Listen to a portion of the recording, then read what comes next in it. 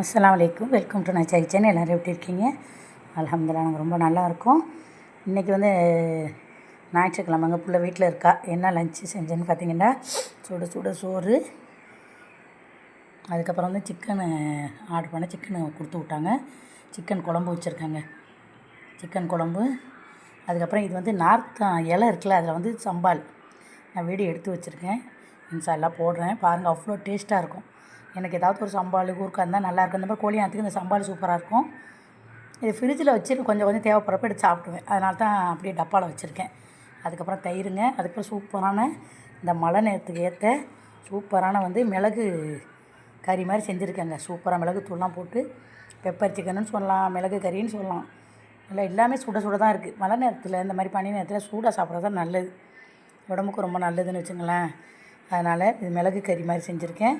தயிர், நார்த்தம் இலை சம்பால், சிக்கன் குழம்பு, சோறுங்க, சுட சுட சோறு.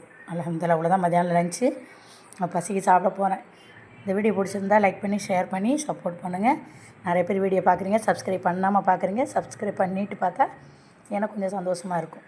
அவ்வளோதான். அஸ்ஸலாமு அலைக்கும்.